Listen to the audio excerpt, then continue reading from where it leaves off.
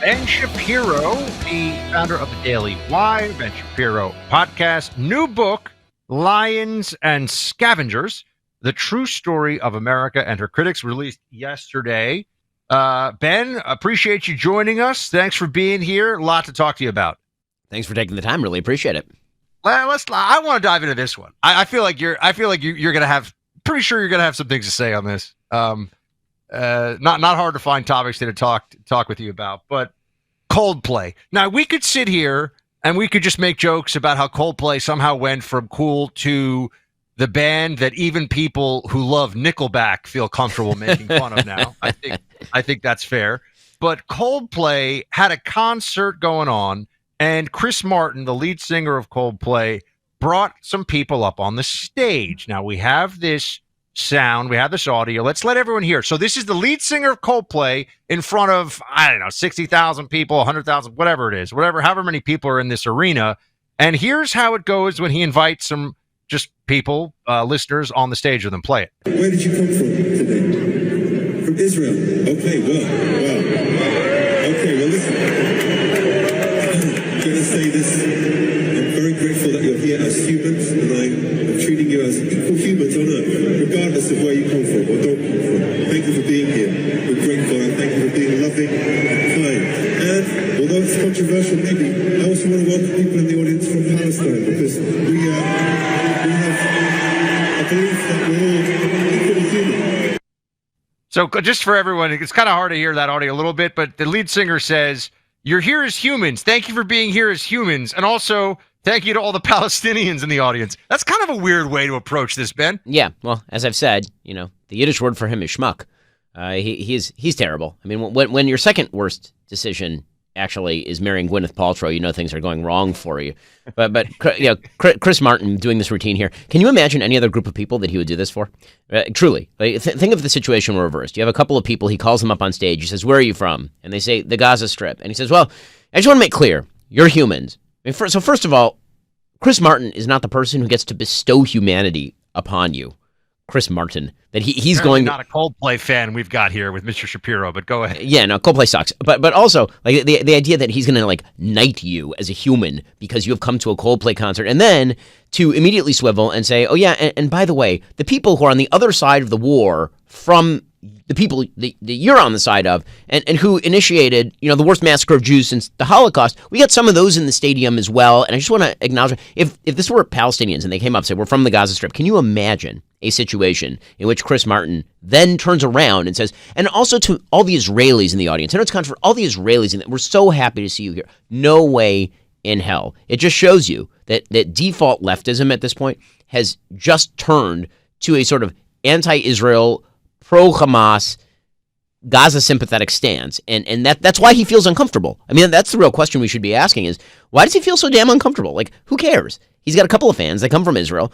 If I were giving a concert and somebody came up and they said, "I'm from Russia," I'd be like, okay.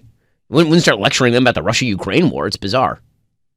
We're talking to Ben Shapiro. Ben, we were talking in the last hour about the Graham Linehan situation in England.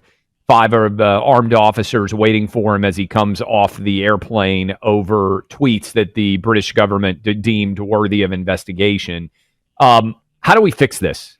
Because I think Western civilization, if we are in the position where countries that should be natural American allies are sending police to investigate tweets, and I'm not talking about tweets where you say, "Hey, I'm going to kill the president of the United States." Obviously, direct threats of violence are different.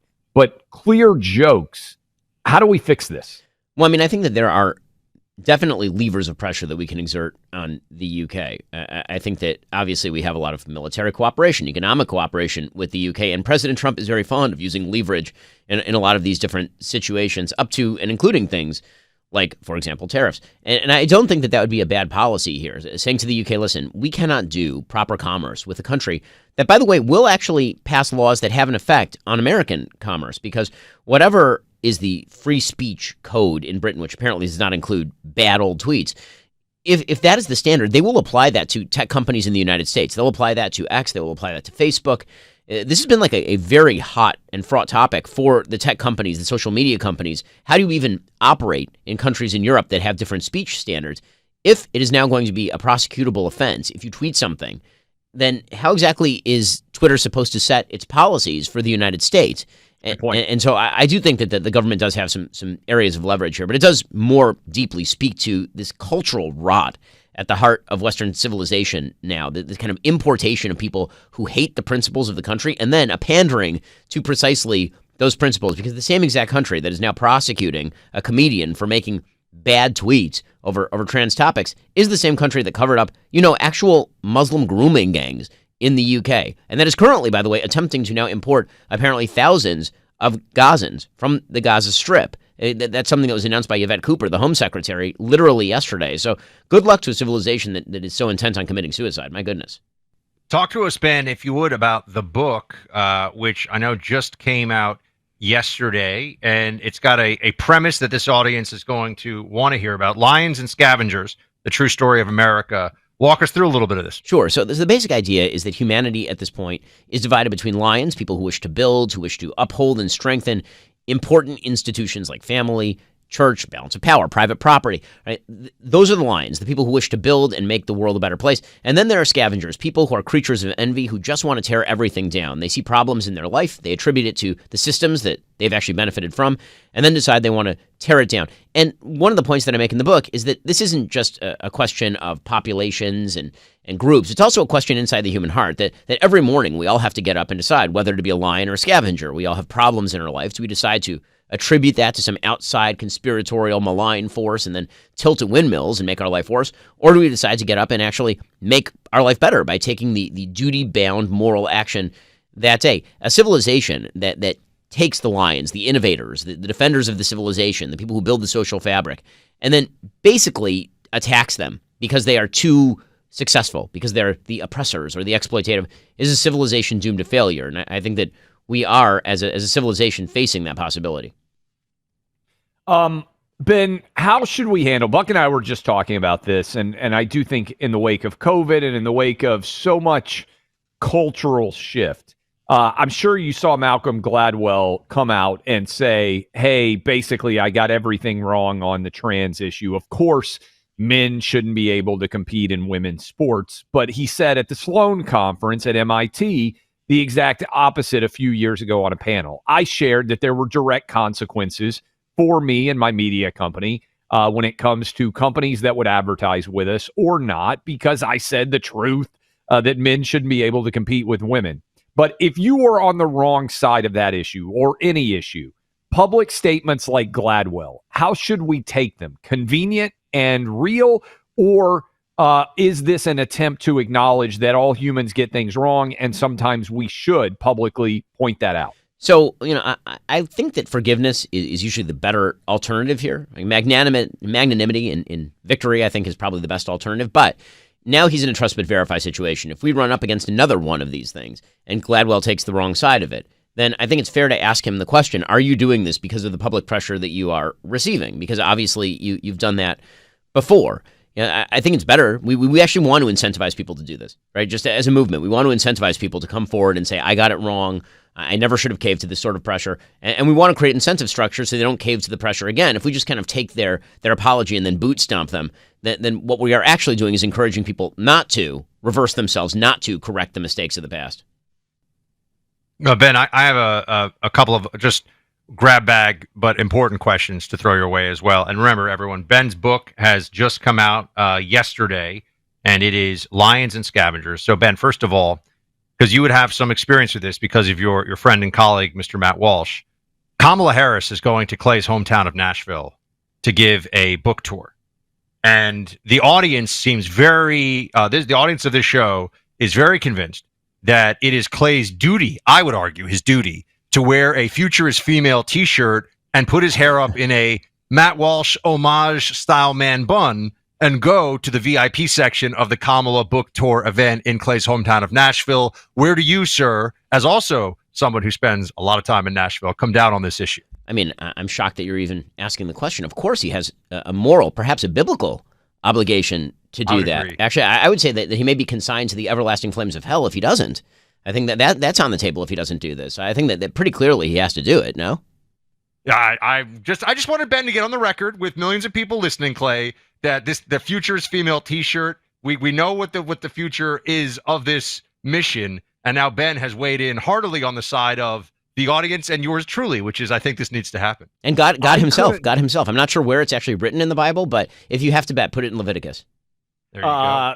$500 is the cheapest ticket to go watch Kamala Harris in Nashville, which I still can't believe, and it goes all the way up to $2,700. Clay, you're super rich. Give me a break. One more thing on this, though, Ben, because help us with this. Clay and I have a little bet going. We're not going to be able to solve it for a while. Is Kamala Harris going to run again for president? We will mark this down. We will have this clip for you when you come back in a few years and we know the answer. Is she going to run again, or was it too disastrous and she knows it? Yeah, not in 2028. I mean, there are so many wineries in California she has to get through first. That's a good line. All right, so here's a big picture question. This is what my book, which is out in November, that I've spent a lot of time grappling with. I know you've got young kids. I've got the 3 boys. How do Democrats, let's leave aside big structural issues that they clearly have, but how do Democrats get back to where men, just normal dudes, do not see their party as a party of feminized absurdity? How do they get back to where a regular guy who wants to have a beer and go watch a game would vote Democrat? Because I think that's the biggest issue that they actually face, leaving aside the particulars of what their policies are. What would you think they need to do? I mean, the fact that we even have to ask the question means that there's not really an easy way out for them, because that's like, how do you cosplay masculinity? and the answer is, I mean, you really don't have to if you're just a dude. So how about you start with men should not play in women's sports? Duh, men are not women. I know Rahm Emanuel actually is now coming out and saying that. How about you just go act in the world as a man and get caught on camera acting in the world as a man unapologetically? You don't have to ask President Trump or J.D. Vance what it's like to be a man, because they're just doing kind of man things, which doesn't. I'm not even talking about picking up heavy weights and walking around, bare chested or something. Just being a normal dude actually isn't that difficult for those of us who are dudes. But Democrats seem to have a very tough time with that, and they keep apologizing for it. By the way, got to give you big credit right there, Clay, for pumping your own book in a spot where you're supposed to be pumping mine. That is a bold move, I didn't sir. know Ben was and just call you out shameless for that, but I'm glad he did. I'm just going to say this. I'm glad Ben he has saw got this. a book. Ben has got a book, Scavengers and Lions. I encourage you to all buy it. While you're there, my book is called Balls. It's not out till November, but you can pre-order it, and you can buy them together, which seems like a brilliant idea. By the way, Buck's got a book out in January. You can get 3 books at one time. It's just brilliant. It's just the brilliance bundle. You know better. You know better than anybody, Ben. You have to be shameless to cut through the noise on anything in this day and always age. be closing, buddy. Always be closing. The books. One last thing for you, also helping us settle another bet. The greatest fictional children's series of all time: Chronicles of Narnia, or the little wizard boy books by JK Harry Potter. Rowling. Harry Potter. Harry Potter. So, I mean, honestly, I'd go off the board. There's a series called the Edward Eager series that is fantastic. It's from the 50s. That's worth the read. But you got to go Chronicles of Narnia.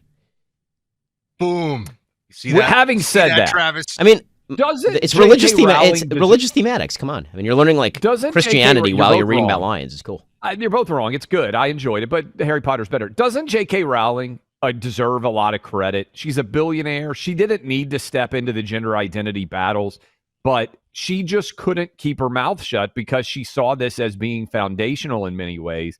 I find her to be one of the true heroes. We talked about the comedians getting arrested in Britain, but I find her to be one of the true heroes actually right now. Totally unexpectedly, I never would have anticipated this occurring. I totally agree with this. I mean, she really did not have to put herself out there, and the fact that she did, and then she's on Twitter every day defending it in the most aggressive way. She's awesome. Really, kudos to her. Ben Shapiro's book is out, and it is Lions and Scavengers, and get yourself a copy and maybe pick up other books as you go. We'll leave that up to you. But go get Lions and Scavengers. Ben, thanks for making the time for us. Thanks, guys. Appreciate it. Look, Tunnel to Towers, your support can make a lasting difference for families, including the Clark family. U.S. Air Force Sergeant Jesse Clark's military service came to an end after a chemical exposure caused a large tumor to form in his brain. As a result, he's paralyzed on the left side of his body, legally blind, prone to memory loss, and in a wheelchair for the remainder of his life. Friends like you help Tunnel to Towers build this hero a new smart home to help him live a more independent life. So many more families like the Clarks need your help now.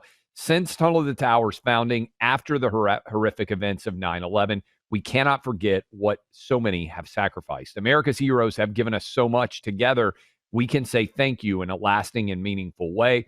Please show your support now. Join us in donating $11 a month to Tunnel to Towers at t2t.org. That's T, the number 2, T